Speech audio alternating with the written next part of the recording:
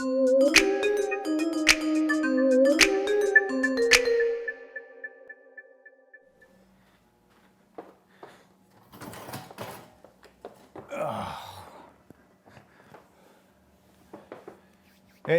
first of all, we've cracked 100 subscribers.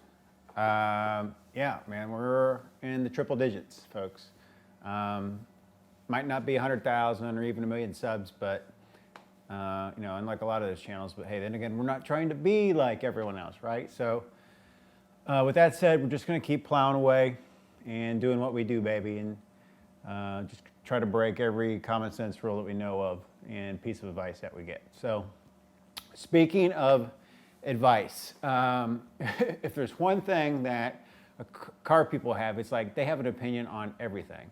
And if you ask for an opinion, well, you're probably going to get like a big lecture instead of a soundbite.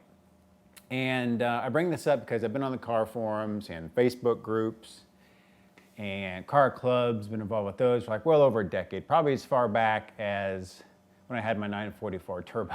And when I get my birthday, when my birthday rolls around, I get like 500 Autobot emails every year from all the car forums and groups that I subscribe to. And I'm not gonna lie, it kind of makes me feel a little bit loved because my friends, when my birthday rolls around, don't get me shit. So I've surrounded myself with car people like for most of my adult life, and we're like talking, highfalutin seersucker types with the fancy European cars, to redneck briars driving muscle cars, to the poor souls driving British cars. So like I said many times, I'm just like a car guy. I love all kinds of cars, and I drive a narrow subset of cars, but it doesn't stop me from wanting to hang out like I had Mika Moxon all day and just like drooling over all the cars that are there. So, and like car people, I don't like all car people, but I can get along with most of them and tolerate the rest. But there's just, if there's one thing that too many car people do, and this is why I bring this up, in my opinion at least, is they like to wield their pork swords of knowledge and like just intellectually bully people that, see cars and car ownership from a different perspective than their own. And too many of these people love to give their unsolicited advice in order to raise their own stock at the detriment of everybody else. So it just seems like no matter what car you drive, how you drive it, how you maintain it, where you maintain it, how you put gas in it. There's people out there just kind of doing the Lord's work, as unpaid prophets, trying to tell you where you've gone wrong. Usually when you never asked, of course. So, for example, I get shit on all the time, for the following reasons. I don't drive the M3 enough, get that a lot. The SMG sucks, paid too much for it. I should sell the 930 because the market is correcting. Shouldn't have modified the 930 10 years ago because now people want originality. Cayman's a poor man's 911. I mean, hell, I even had someone tell me I should have waited and bought a later model Cayman with a PDK instead of a manual tranny. Oh, shit, here we go again with that. So it just goes without saying that the beatdown you get for, buying a BMW with an S&P trainer or any other thing, it doesn't matter. You can't win. You're not supposed to win because there's a segment out there that feels threatened, by whatever it is that you have or what you're doing, and they just try to compensate for it by tossing backhanded compliments at you. So for my share, there's really two kinds of advice. There's solicited and there's unsolicited advice. And in most cases, when you ask for advice or help, you'll get like, better and more helpful responses from people because it's usually, germane to whatever the hell you're asking for in the first place. But it's the unsolicited advice or the commentary, that you get that you just need to tune it out because, the internet, as it continues to get bigger, so do the number of people that just apparently know everything about everything. And they just feel it's their life work to tell everybody else about it, even when nobody asks. So, just go out and own the very best year, the very best model, the very best car that you want. And, it doesn't matter what kind of miles are on it. It doesn't matter if other people like it. Do what you want to do. And, you're not going to help yourself by asking people what's the best car to buy because they're going to tell you what they want and not what you want. So, do your own research, find the cars that you want to buy, and then just go out and buy them. Do your thing. So tune the fuck sticks out. They're not a productive part of the enjoyment of whatever it is you're going to own or drive or whatever.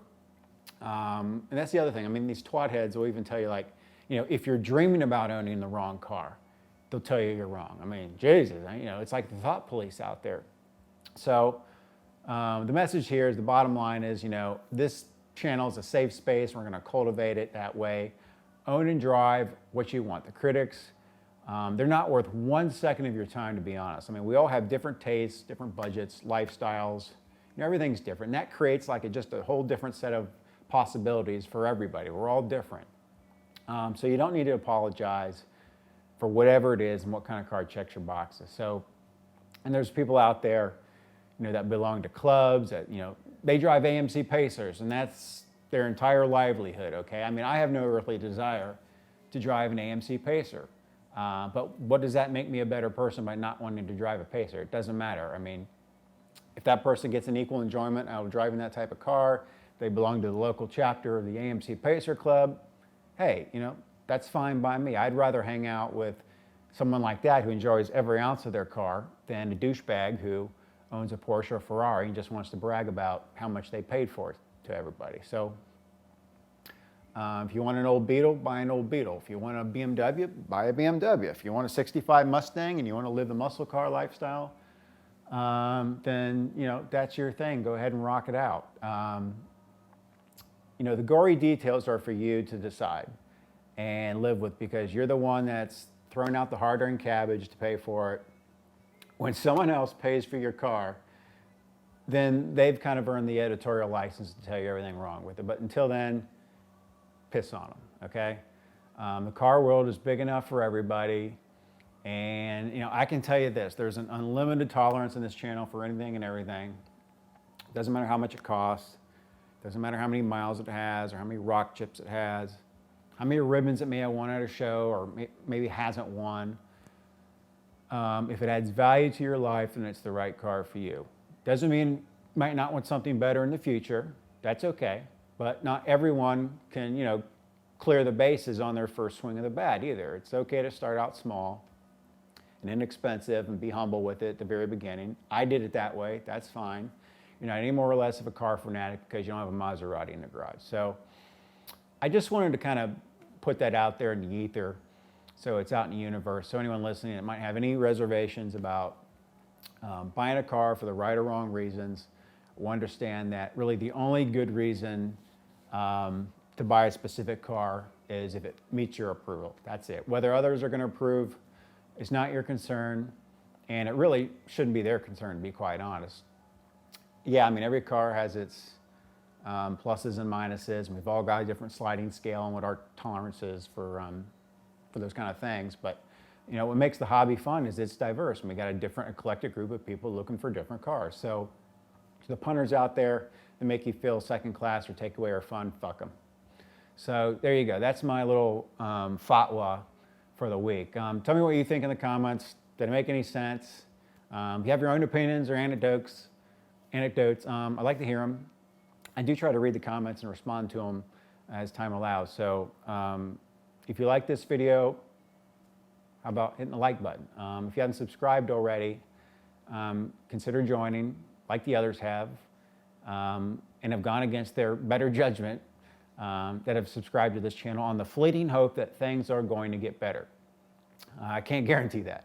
Also, you can check out www.chrisworld.tv for a categorized playlist of all of these videos, or you can email me at chris@chrisworldtv if you got something to say. Thanks.